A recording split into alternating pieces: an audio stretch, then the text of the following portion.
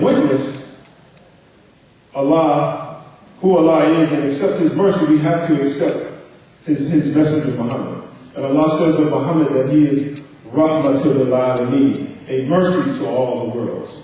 So Allah, Lord of all the worlds, is giving us a mercy to the worlds. And that mercy was Muhammad the Prophet, sallallahu alayhi wa sallam. So we strengthen our bonds as Muslims in accepting the mission of Prophet Muhammad. And that mission was removing oppression and slavery from humanity. Allah says in the Quran, Surah 96, 1 through 5, Bismillahirrahmanirrahim. Iqra, Bismi, Iqra, Bismi, excuse me, I'm nervous, excuse me. It's all right, take your time, it's all right. It's Iqra, Bismi Rabbuka alladhi khalaq. خلق الإنسان من علق اقرأ وربك الأكرم الذي علم بالقلم علم الإنسان ما لم يعلم.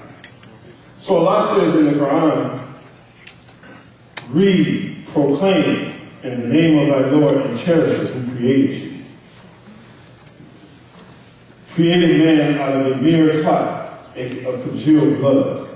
Proclaim, and thy Lord is most bountiful. He who taught the use of the pen taught man that which he knew not. So here Allah is telling us that it is He who taught man knowledge and science. It is He who taught man the use of the pen. And He taught man the use of the pen through knowledge and science. He gave it through knowledge and science. But Allah also, He had already taught man the use of the pen when He created the vicegerent on earth, Adam, alayhi salam, our father Adam. He taught, when he told the angels, he said, I am going to create a vicegerent on earth. And he said, I'm going to create a vicegerent. And so the angel said, well, will you create something that is going to create bloodshed in the land? And Allah said, I know what you know not. So when Allah created Adam, He's told Adam to tell them their names. So Allah taught Adam the use of knowledge and science. It was Adam who introduced industry to the world. It was Adam who gave us science. But the Satan, the whisperer, the waswas, caused our father Adam to slip and forget the guidance that Allah had given him. So it was the Satan who caused our father Adam to fall out of his original dress that Allah had put him in. What happens, so Satan whispered to our father Adam, causing him to slip. But what happens when a person whispers? They're whispering to a particular person only for that person to hear what they're whispering. So the Satan, the waswas, he wasn't whispering to the angels. He wasn't whispering to Allah. He was whispering to the original man. He was whispering to Adam. So when he whispered to Adam, he was specifically targeting the vicegerent. But the one who was listening to the whisper, he had to tune in and engage what the whisperer was saying. So when somebody is whispering something, you have to lean in and listen to what they're saying. You have to kind of block out the other noise that's around you so you can hear what the whisperer is saying. So you have to engage what the whisperer is saying. So this is what happened to our father Adam. He engaged the whisperer, and it caused him to follow the guidance that Allah had given him.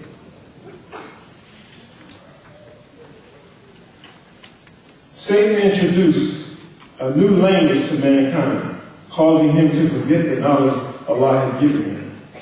Not only did he forget, but he began to misuse the knowledge, causing him to be enslaved to his surroundings.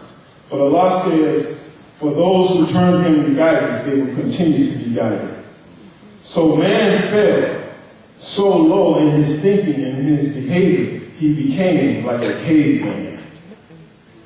The wrong idea of the concept of God was introduced into religion, slavery, racism, sexism, all leading to a time known as the Dark Ages in mankind's history. Man became so primitive in his thinking that he left the guidance of God. It was through Muhammad the Prophet that Allah's mercy to mankind that the knowledge was brought back. So Allah tells us in the Quran and in the tradition of our religion, it says that the angel Gabriel, when he came to Muhammad, he told him to read. He said, read, Muhammad. So Prophet Muhammad said, I can't read. So the angel pressed him again and he said, read.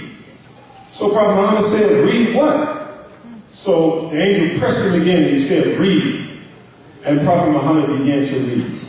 But what did he read? What did Prophet Muhammad read? He read the environment that Allah put him in.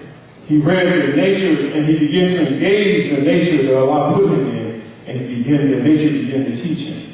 Allahu Akbar. Allahu Akbar. So it was the Quran and Prophet Muhammad that again brought the light to the world of mankind. But Allah did not just bring the light back through Prophet Muhammad. It says that he taught man that which he knew not. So he brought a light and a new teaching that mankind had never seen. It's like you take the light bulb in a room, and it's a 50-watt light bulb. And that light bulb gets dim and eventually goes out. But if you take another 50-watt light bulb and put that same light, it brightens the room again. But Prophet Muhammad came with a 1,000-watt light bulb that lit the world up, they began to see things that they had never seen before. He came with a knowledge that man had never seen before. It was through Prophet Muhammad sallallahu alaihi wasallam that religious tolerance was introduced into the world. Before that, there was no religious tolerance in the world before the time of Prophet Muhammad. When the Christians and Jews, there was just bloodshed, war and bloodshed. In fact, when the Jews began to follow Christ's mission, as they began to establish themselves as Christians, they were warred against the other Jews. So there was no religious tolerance. The religious tolerance came through Muhammad the Prophet sallallahu alaihi wasallam. Brotherhood in humanity was introduced. It was through Muhammad the Prophet that removed slavery.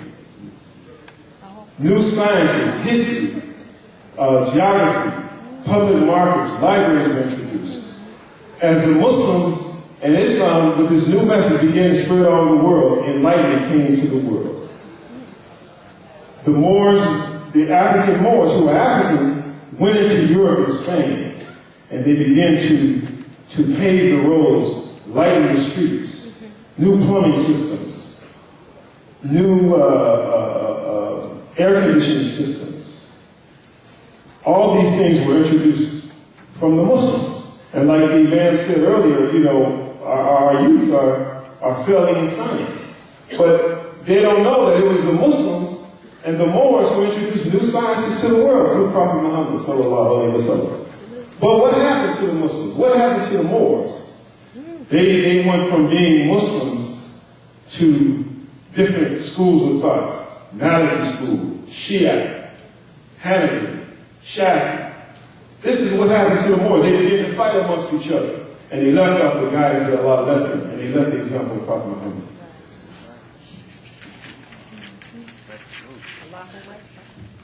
So this, Imam Muhammad taught us about the three nafs. The three nafs, three characteristics in the soul. And one of the nafs is nafs amara, to act impulsively without thinking. These are characteristics in the human beings, and a lot of they say that the African American has this characteristic, acting impulsively, faithful, innocent baby mode, reactionary mode, and then you have another mode where you have nas lawama, highly critical mode.